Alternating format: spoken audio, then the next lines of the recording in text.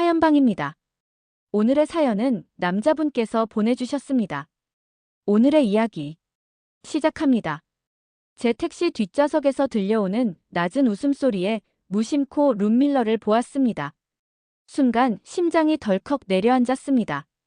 뒷좌석에서 다정하게 손을 잡은 채 웃고 있는 여자는 다름 아닌 제 아내였고 그녀 곁에 모르는 남자가 앉아 있었습니다.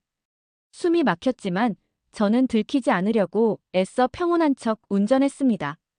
저는 오늘 하루 쉰다고 친구와 타지로 낚시를 간다고 아내에게 말했었지만 친구가 급한 일로 저에게 약속 취소를 했고 저는 그 친구 택시를 급하게 맡아 차를 가지고 집에 내려오던 길이었죠.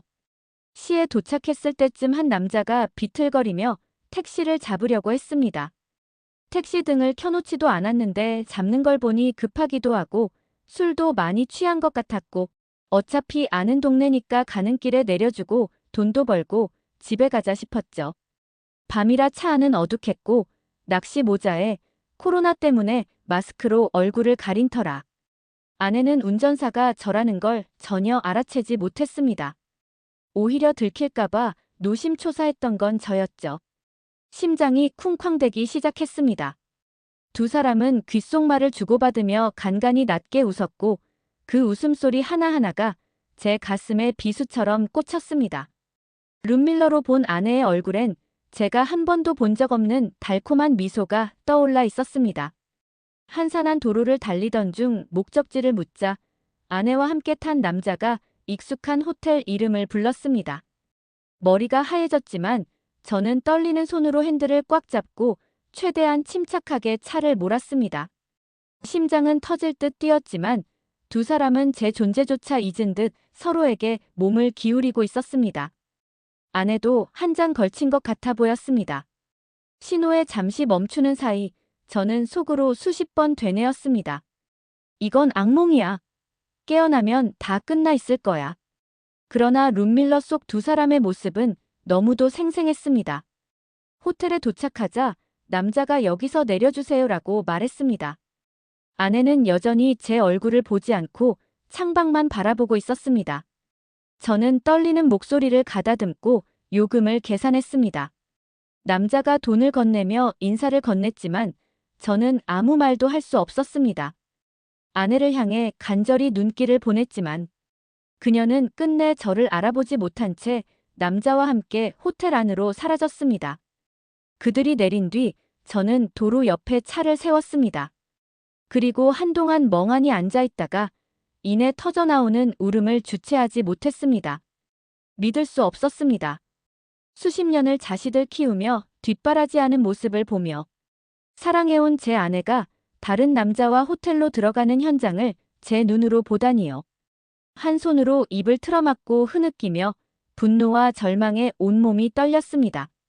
눈물은 쉬이 멈추지 않았고 저는 차 안에서 소리 죽여 오랫동안 오열했습니다. 담배만 연신 피우다가 간신히 마음을 가라앉히고 집으로 돌아왔을 땐 새벽에 가까운 시각이었습니다. 불 꺼진 거실에 앉아 저는 혼자 술을 들이켰습니다. 아내에게 전화를 걸 수도 문자를 남길 수도 없었습니다. 어떻게 해야 할지 도무지 감이 잡히지 않았습니다. 저는 그녀가 이럴 줄은 꿈에도 몰랐습니다. 어스름한 새벽이 되어서야 현관문 여는 소리가 들렸습니다.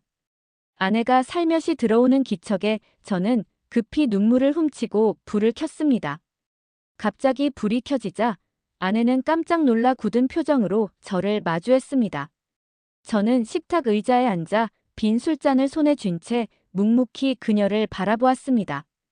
여보 낚시 간 거 아니었어? 아내는 애써 태연한 목소리로 물었습니다. 목이 잠겼지만 저는 반드시 물어봐야 했습니다. 어디 갔다 이제 들어와? 제가 차갑게 묻자 그녀의 얼굴이 굳어졌습니다. 아내는 외투를 벗으며 둘러댔습니다. 그냥 오랜만에 친구 만나고 왔어요. 아니 근데 낚시는? 들켜버린 거짓말을 끝까지 포장하려는 모습에 속에서부터 뜨거운 것이 치밀어 올랐습니다. 친구? 저는 자리에서 일어서며 떨리는 목소리로 말했습니다. 택시 뒷좌석에서 손잡고 호텔까지 간 남자친구가 있어. 제 한마디에 아내는 순식간에 창백해졌습니다. 입술이 달달 떨리는 그녀는 결국 아무 말도 못했습니다. 저는 아내 앞으로 천천히 걸어갔습니다. 그거 나야. 낮게 뱉은 제 목소리에 그녀의 눈동자가 크게 흔들렸습니다. 방금 호텔까지 태워다 준 택시 기사. 그게 나라고. 낚시 취소돼서 친구놈 차 가지고 집에 오는 길이었다고. 아내는 그제야 제 손을 덥석 잡으며 울먹이기 시작했습니다. 여보, 미안해요. 잘못했어요. 평소 당당하던 아내의 모습은 온데간데 없이 사라지고 눈물범벅이 된 얼굴로 제게 용서를 빌었습니다. 그러나 방금까지 제 눈앞에 선명했던 그녀의 배신 장면이 잔상처럼 겹쳐 보였습니다. 호텔에서 어차피 뒹굴었을 거고 입술도 더러워 보이고 손도 더러워 보이고 아직 덜 마른 머리카락도 꼴 보기 싫었습니다. 저는 그녀의 손을 뿌리치고 씁쓸하게 웃었습니다. 실수였다고 두 눈으로 똑똑히 봤는데 제 말에 아내는 무릎을 꿇고 바짓가랑이를 붙잡았습니다. 정말 미안해요. 내가 미쳤었나 봐. 제발 한 번만. 그녀는 오열하며 한없이 용서를 구했지만 눈물 몇 방울로 제 가슴에 난 상처가 아물 리 없었습니다. 한동안 아내의 울음소리만 거실에 가득했습니다. 배신감에 온몸이 떨리던 저는 간신히 입을 열었습니다. 왜 그랬냐고 묻고 싶었던 말이 겨우 나왔습니다. 아내는 흐르는 눈물을 닦으며 떨리는 목소리로 말했습니다. 그녀의 후에 섞인 눈물에도 제 속은 타들어갈 뿐이었습니다. 저는 천천히 고개를 저으며 낮게 말했습니다. 그냥 이혼하자. 어차피 애들도 다 컸고 알아서 잘 살겠지.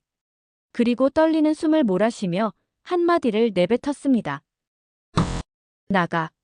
제 말에 아내는 흠칫하며 저를 올려다보았습니다. 아내는 바닥에 주저앉아 통곡했습니다. 당신 없인 못 살아. 정말 잘못했어요. 절박하게 울부짖는 그녀를 보니 더욱더 분노가 치밀었습니다. 그럼 애초에 바람 피우지 말았어야지. 울분에 찬 제 외침이 거실 가득 울려 퍼졌습니다. 저는 뜨거워지는 눈시울을 애써 감추며 고개를 돌렸습니다. 아내는 끝까지 제 발목을 잡고 늘어졌지만 제 마음은 이미 돌이킬 수 없었습니다. 그날 밤 저는 결국 집을 뛰쳐나왔습니다. 도저히 한 지붕 아래에서 그녀와 함께 있을 수 없었습니다. 이틀 뒤 저는 아내에게 이혼 서류를 내밀었습니다. 아내는 펑펑 울며 매달렸지만 소용없었습니다. 결국 그녀도 서류에 서명했고 결혼 생활은 그렇게 막을 내렸습니다. 이혼 후 저는 한동안 술에 의지해 지냈습니다. 일도 손에 잡히지 않아 운전 중 멍하게 있다가 사고가 날 뻔한 적도 있었을 정도로 마음의 상처는 깊었습니다. 그래도 시간은 흘렀고 저는 조금씩 일상으로 돌아가려 애쓰며 버텼습니다. 몇 달 후 비가 내리는 어느 밤이었습니다. 저는 평소처럼 빈 차로 거리를 돌고 있었습니다. 그때 길가에서 한 여자가 젖은 우산을 들고 다급히 손을 흔들었습니다. 속도를 줄여 태웠는데 뒷좌석에 탄 손님은 놀랍게도 전부인이었습니다. 저도 모르게 심장이 철렁했고 그녀 또한 제 얼굴을 알아보고 숨을 삼켰습니다. 한동안 묵직한 정적이 흘렀습니다. 저는 간신히 마음을 추스르고 침착하게 물었습니다. 어디로 모실까요? 그녀는 머뭇거리다 떨리는 목소리로 목적지를 말했습니다. 다시 침묵이 찾아왔습니다. 빗소리만이 차 안을 가득 채웠습니다. 잠시 후 그녀가 조심스레 입을 열었습니다. 잘 지냈어? 잔뜩 기어들어가는 목소리였습니다. 저는 슬쩍 룸밀러를 통해 그녀를 보았습니다. 창백한 얼굴에 눈물이 맺혀 있었습니다. 마음이 아렸지만 저는 담담히 대답했습니다. 잘 지냈어. 당신은? 이미 남남이 된 사이. 그녀는 고개를 떨군 채 한참 말이 없었습니다. 이윽고 흐느끼는 목소리로 말했습니다. 정말 미안해. 잘못했어. 떨리는 어깨를 보고 있으니 가슴 한켠이 쓰라렸습니다. 한때 제가 그토록 사랑했던 사람이었으니까요. 그러나 저는 조용히 앞만 바라보았습니다. 쉽게 할 말을 찾을 수 없었습니다. 몇 마디 위로조차 허락되지 않는 침묵이 이어졌습니다. 곧 목적지에 다다랐고 저는 조용히 차를 세웠습니다.